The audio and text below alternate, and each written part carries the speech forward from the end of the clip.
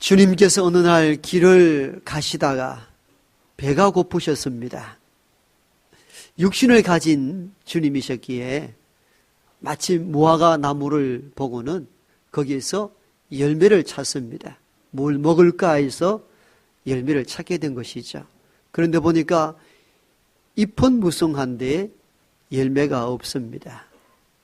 그러자 주님께서 그 나무를 저주하기 시작합니다. 영원히 사람들이 너에게서 열매를 따먹지 못하리라. 그러자 그 이튿날 그 잎이 무성한 무화과 나무가 뿌리채 말라 죽었다는 내용이 오늘 본문 전반부에 기록되어 있습니다. 주님이 능력이 있는 분이시기에 말씀 한마디 해도 살리기도 하고 죽이기도 한다는 사실은 우리가 믿고 있습니다. 그런데 이 본문에 뭔가 좀 이상한 대목이 나옵니다.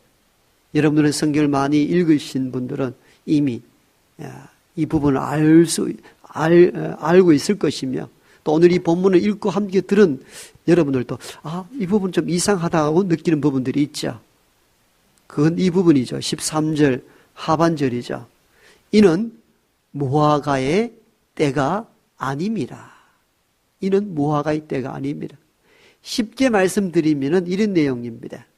주님께서 무화과 열매를 따먹고자 하였는데 열매가 없었다 그 말입니다. 그래서 그 나무를 열매 없는 나무라 해서 저주하였더니 그 이튿날 뿌리채 다 말라 죽어버린 거예요. 그런데 이때가 무화과가 열매를 맺을 때가 아니라는 겁니다. 이상한 점 발견했습니까? 무화과 나무가 열매 맺을 때가 아닌데 주님은 열매가 없다고 저주하여 죽였다는 겁니다. 여러분이 무화과 나무라면은 어떻게 하시겠습니까? 때를 지어가 데모를 했겠죠. 아니 주님, 이런 법이 어디 있습니까? 열매 맺을 때도 아닌데 열매가 없다고 죽이다니 그게 말이 됩니까? 합리적이지 않잖아요. 주님이 사랑의 하나님으로 우리 알고 있지 않습니까? 삼위 하나님이 천지를 창조하셔서 창조한 모든 것들에 대한 사랑함이 있을 법한데, 아니 열매 맺을 때도 아닌데 열매가 없다고 죽이다니 합당합니까? 반발심이 일어날 것 아니에요. 이상하잖아요. 아무리 읽어봐도 이해가 안 되잖아요. 열매 맺을 때인데 열매가 없다 이렇게 하면은 저주받을 수 있죠. 배임당할 수 있다 그 말입니다. 그런데 아무리 읽어도 제가 목사지만도 이해가 안 된단 말이죠. 받아들일 수 없다 그 말이에요. 무화과의 때가 아닙니다. 열매 맺을 때도 아닌데 왜 저주하여 죽이냐 그 말이죠. 그래서 이제껏 이 본문에 대한 논란이 아주 심했습니다. 지금까지 논란은 계속되고 있고요. 이 논란에 대하여 몇 가지 해석을 시도했습니다. 첫 번째는 이것입니다. 보통 유대 지방의 무화과 열매는 5월에서 8월 중순에 열린다고 합니다. 그런데 종종 이른 봄에 설익은 무화과가 열릴 때도 있다는 겁니다. 그래서 사람들은 설익은 무화과 열매를 즐겨 먹는 사람들도 종종 있었고요. 그런데 주님이 무화과 나무에서 열매를 얻길 원할 때가 언제였는가 하면은 이제 예루살렘 입성을 했으니까 6월절 가까운 봄일 때입니다. 그러니까 풍성한 열매를 맺는 5월에서 8월은 아니지만도 종종 설익은 무화과 열매가 맺히는 때였다는 겁니다. 그러므로 이 해석이 그렇게 잘못된 메시지는 아니다는 의미입니다. 종종 설익은 열매를 따먹기도 했기 때문에 그 설익은 열매조차도 없는 정도 같으면은 저주받아 마땅할 나무다 이렇게 해석하는 방법입니다. 또 다른 하나의 방식은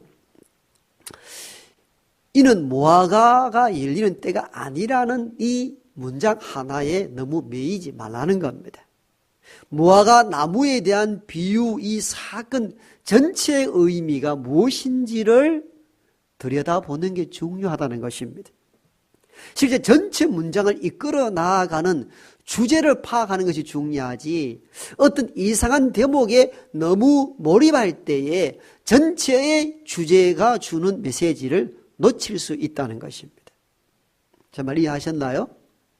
주님은 이 무화과 나무의 저주 사건을 통하여 열매가 없을 때에 심판을 당할 수 있다는 이 큰 주제를 가지고 이 본문으로 들어가서 읽는 게 중요한데, 우리는 종종 그 짧은 한두 구절에 매여서 논란을 벌이고 시간을 소비한다는 겁니다.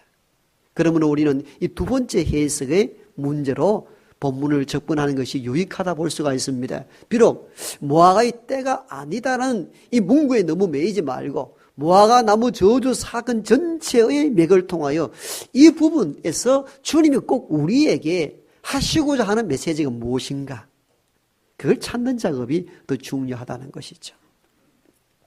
따라서 우리는 두 번째 접근 방식으로 오늘 본문을 해석해 나갈 것입니다. 주님은 무화과 저주 사건을 통하여서 오늘 이 본문의 말씀을 읽고 듣는 우리들에게 전달하고자 하는 주님의 마음은 무엇이냐, 그것을 우리는 오늘 이 본문을 통하여 찾아볼 것입니다. 그 첫 번째는 주님은 이 본문을 통하여 뭘 우리에게 주고자 했는가 하면은, 주님은 우리에게 열매를 찾으신다는 사실을 전달하기를 원합니다. 오늘 본문에 보면 주님이 배가 고프신지라 시장하신지라 무화과에게서 무엇이 있는가 찾아보셨다는 내용이 13절에 기록되어 있습니다. 즉 무화과 나무를 보고 그 나무에 먹을 것이 있는가 살펴보셨다는 것입니다.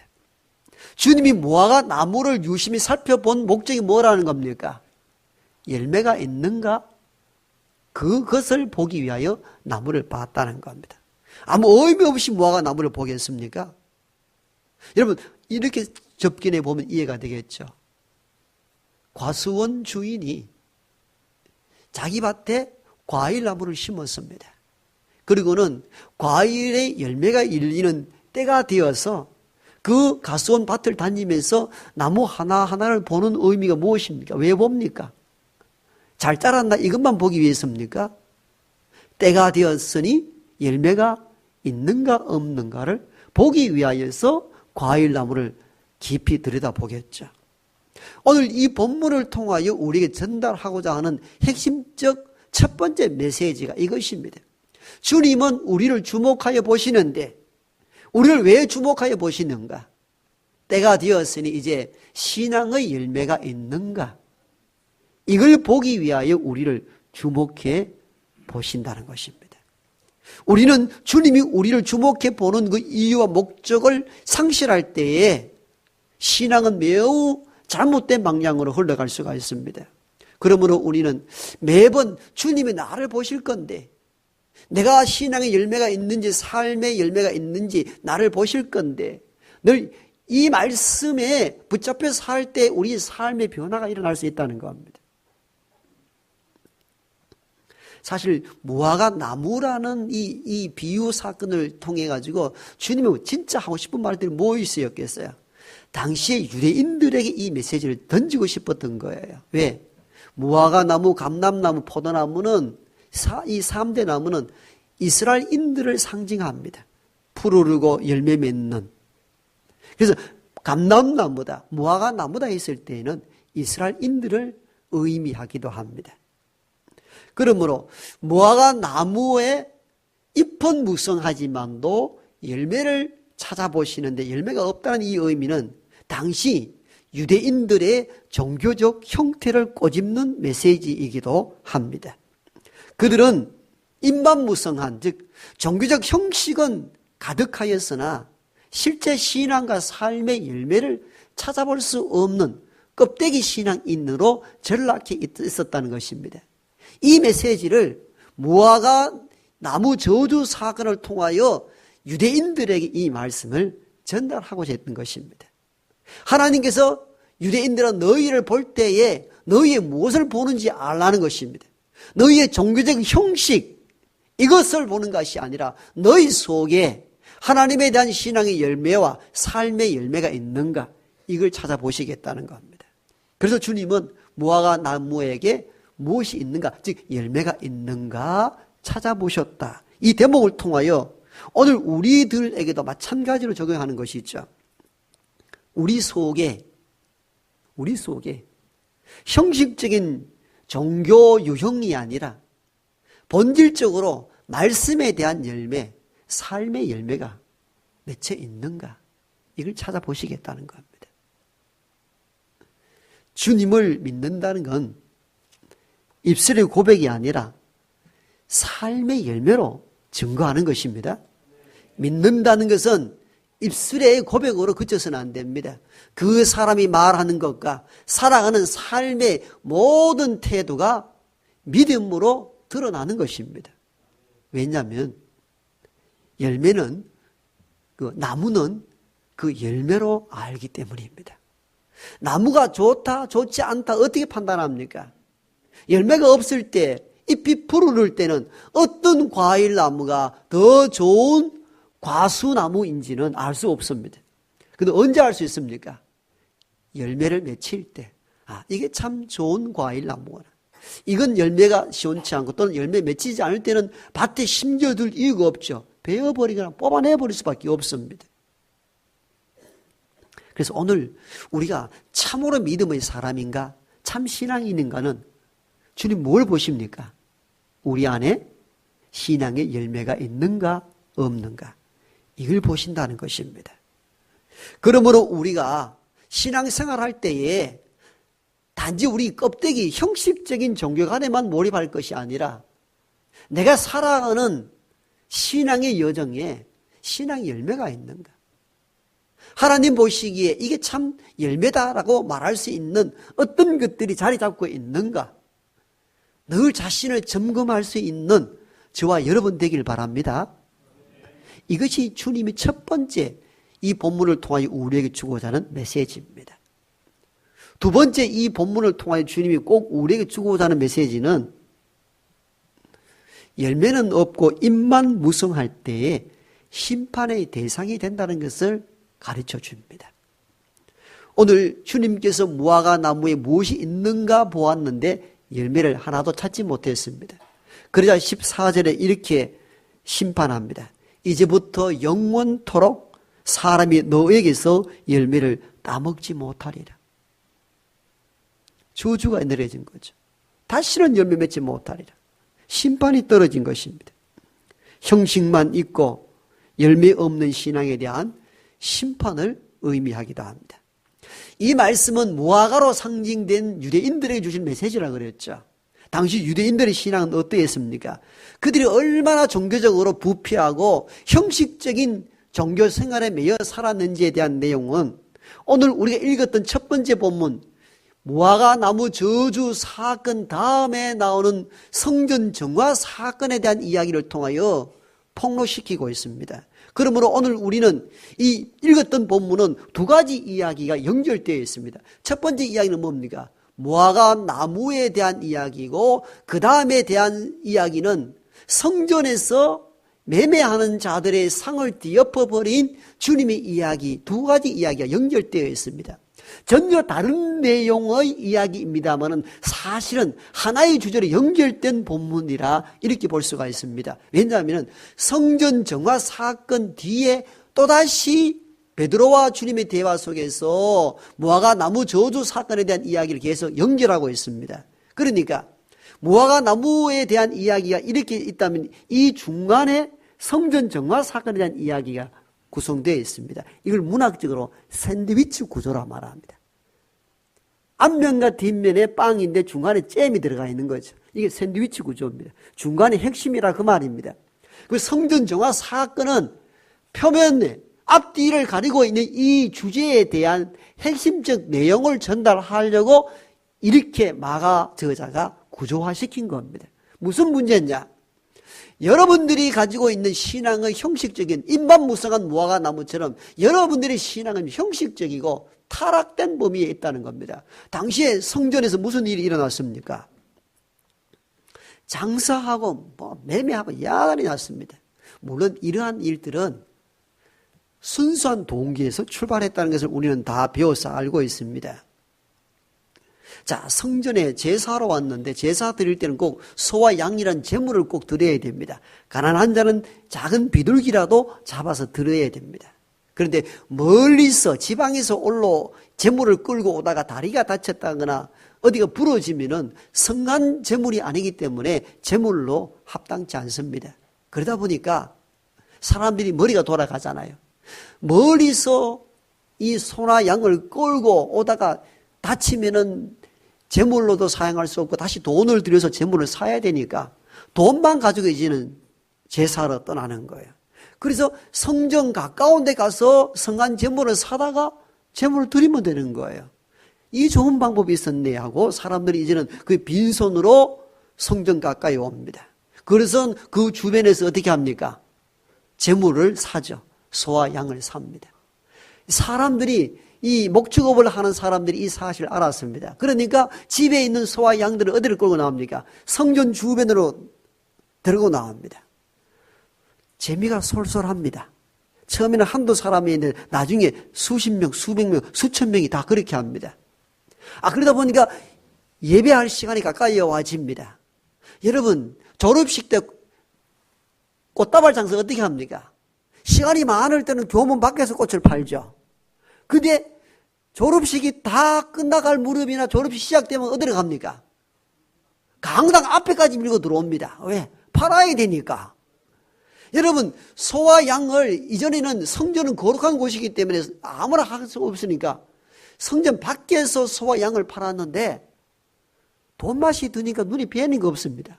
그러니까 사람들만 예배는 드려야 되고 제물은 사야 되고 하니까 어떻게 합니까? 안에서 부르는 거예요. 여보시오, 이리 오시오. 소 한 마리 주시오. 양 한 마리 주시오. 그러다 보니까 성전 안까지 매매하는 일들이 벌어진 거예요. 그런데 그들은 이걸 자각하지 못했던 것이죠. 당연한 것으로 여깁니다. 왜? 당시 제사장이나 성전을 관리했던 누구도 이를 제지하지 않았다는 사실에서 이것이 당연시 되었다는 사실을 알 수 있습니다. 무감각해진 거죠. 왜? 제사를 위해서 당연한 것으로 얘기했다 그 말이에요.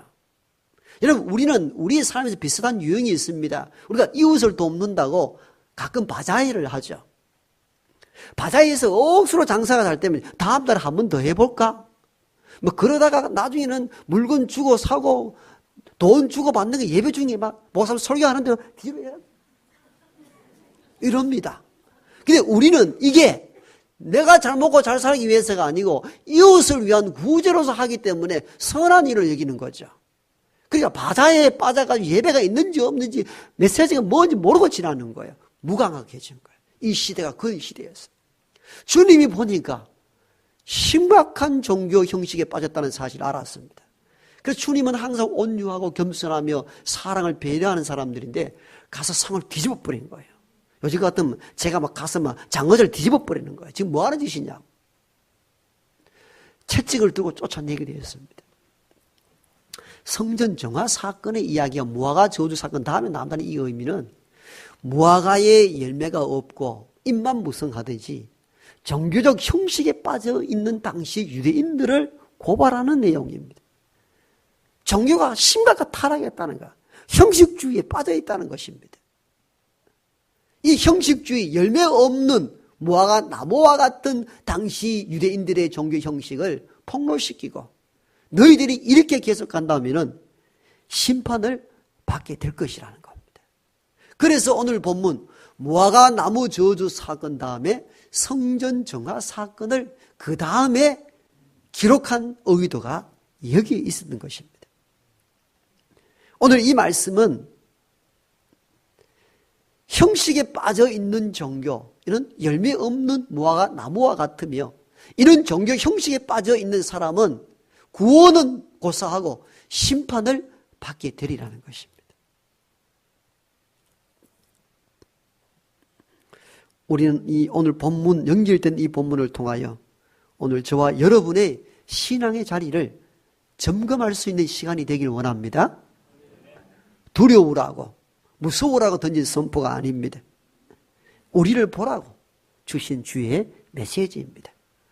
나는 수십 년 다녀서 무화과 나무 잎처럼 잎만 무성한 신앙인은 아니냐? 열매는 없지 않는가? 이걸 돌아보라는 것입니다.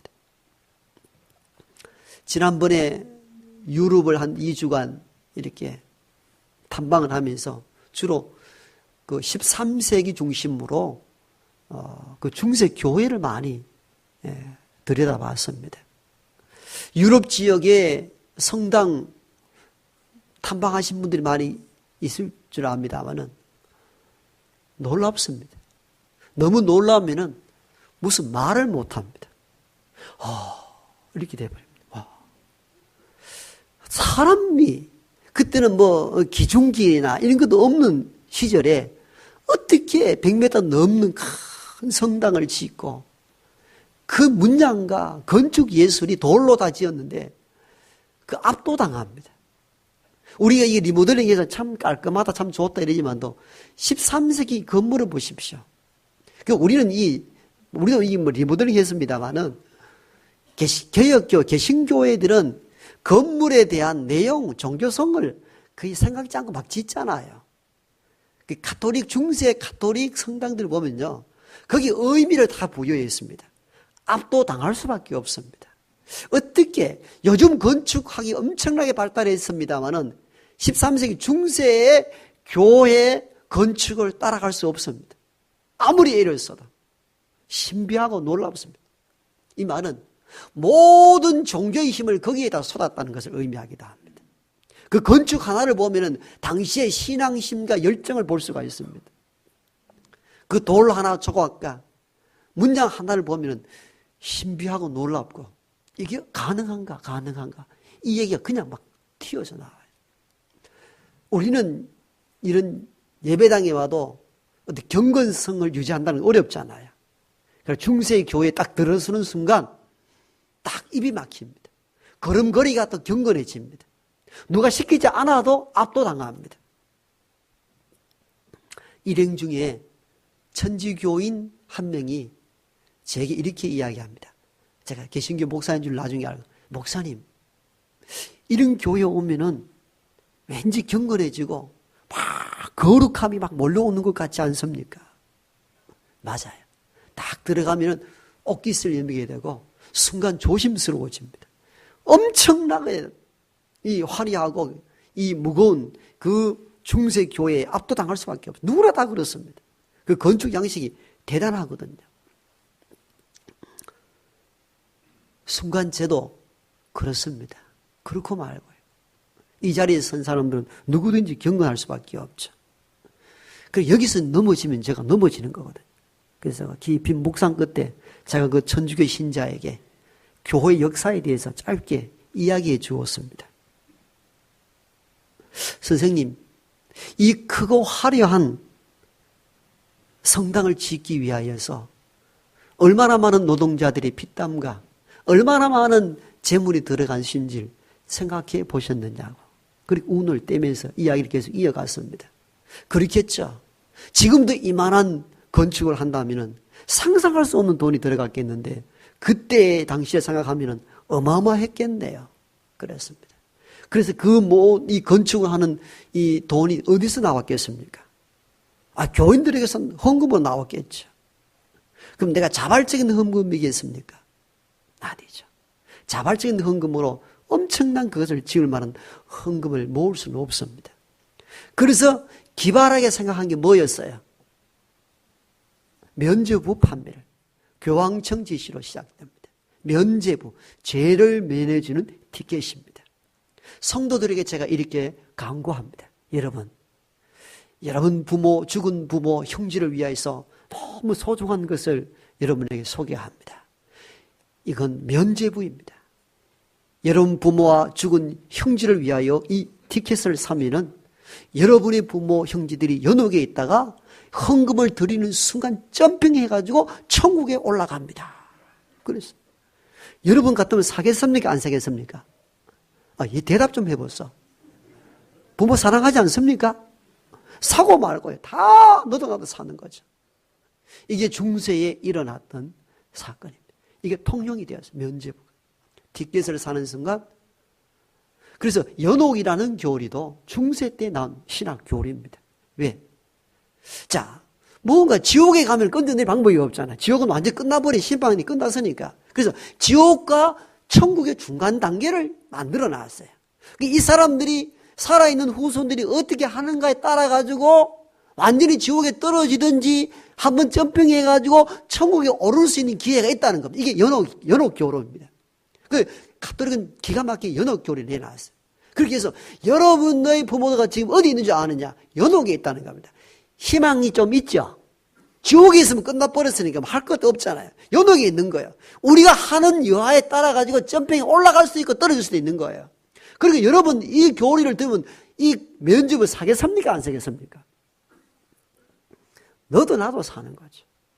이렇게 모아진 헌물들이 중세교회 화려한 교회를 세운 거예요. 제가 그 얘기를 짧게 했습니다. 그랬더니 천주교 신자가 더 이상 이야기를 하지 않더라고요. 내가 그에게 면박 주고 그를 무한 주려고 한 이야기가 아니라 교회의 역사를 통하여 형식화된 것이 얼마나 위험한 것인가를 관광만 하고 참 좋다 사진만 찍는 게 역사 탐방이 아니잖아요. 그 역사의 화려함 속에 가려져 있는 신앙의 형식이 얼마나 종교를 타락하게 하는가. 그래서 종교개혁이 일어났잖아요. 이러한 것 때문에 제가 루터가 심호하는 교회에 가봤거든요. 루터가 심호하는 교회. 그 루터가 심호하는 교회도 얼마나 하는지 몰라요. 루터가 가톨릭 신부였잖아요. 그가 그 교회를 심호해서 뭘 느꼈겠어요? 이게 성서적이지 않다는 것을 알았기 때문에 개혁을 일으킨 거예요. 이렇게 면죄부를 팔고 화려한 교회를 지어 근엄한 것이 거룩히 유지되는 것이 아니라 거룩은 말씀으로 온다고 본 거예요. 그 종교적 형식 이것들이 중세 교회를 타락하게 만들어 버렸잖아요. 그러니까 지금은 거대하고 화려한 것이 써 있지만도 관광지로 유명하지 종교적 중심으로 유명한 것이 아니란 말입니다. 무너진 이유가 거기에 있는 것입니다. 저는 중세 교회의 타락상, 가톨릭의 타락성을 여러분이 말하라 하는 것이 아니라 중세에 타락한 형식화된 교회들이 오늘 개혁 교회를 이루었던 한국 교회가 답습하고 있지 않느냐는 것입니다. 얼마나 크고 얼마나 화려하게 짓는가 1등주의에 지금 빠져 있단 말이에요. 여러분 가끔 저도 그런 유혹에 빠지거든요. 300~400명 되면 1000명을 만들고 싶고 1000명 만들면 10,000명 만들고 싶고 10,000명 만들면 10만 명 만들고 싶은 욕망이 있단 말이에요. 오늘 한국교회가 잠깐 나누고 쪼개어서 건강한 교회로 만들어내려는 작업보다는 자꾸 크게 해서 그럼 내가 영웅되는 거죠. 야, 대구의 최경식 목사 대단하다더라. 그거 듣고 싶은 거죠. 그 역사에 남기고 싶은 거죠. 그 사람들이 그렇게 할 만큼 열정은 있었습니다마는 영웅주의, 종교적 형식주의에 빠질 위험이 도사하고 있다는 사실을 모르고 살아가는 거죠. 그러니까 은퇴하고도 자식을 또 앞세워서 헌법을 위배하면서도 세습을 이어갑니다. 중세 교회의 모습과 닮아 있습니다. 우리는 그 속에서 주님이 오늘 이 메시지를 통하여 주시고자 하는 의도를 읽어낼 줄 알아야 됩니다. 우리가 잎만 무성한 무화과 나무가 아닌가? 열매가 과연 있는가? 이걸 점검하시라는 것입니다. 우리는 한때 한국의 기독교는 1천만이라는 이야기를 자주 했습니다. 그 자랑할 필요가 없습니다. 우리는 오히려 잎만 무성하지 않았는가? 열매가 있는가를 보셔야 된다. 이게 복음의 핵심입니다. 주님도 주여 주여 하는 자마다 다 천국에 이르지 못한다고 말씀하셨잖아요. 잎만 주여 주여 한 데가 다 갈 것 같으면 다 가버리죠. 신앙의 본질, 열매가 있는가 보신다는 거예요. 이게 성경적인 메시지입니다. 우리 값싼 은혜에 빠져서는 안 됩니다. 입으로만 고백하면 구원받는다는 논리, 아닙니다. 참된 구원은 믿음으로 가지만도 이 믿음을 보증하는 것은 삶의 신앙의 열매가 있는가 없는가 결정난다는 것입니다. 중요하다 그 말이죠. 운동하러 가창 쪽으로 나가보니까 가을이 완연해요. 온갖 곡식들과 과일나무에 열매가 주렁주렁 맺혔습니다. 이 가을에 저와 여러분의 신앙의 나무에 열매가 있는지를 점검하십시다. 점검하십시다. 주님 보시기에 잎만 무성한 무화과 나무와 같지는 않는가? 내가 십수년을 믿었는데 내게 과연 열매가 있는가? 한번 봅시다. 한번 보는 거예요. 이 가을에 한번 점검해 보는 거예요. 그래서 열매 없는 잎만 무성하다면은 다시 신앙의 열매를 일구어 나아가는 저와 여러분 되기를 소망합니다.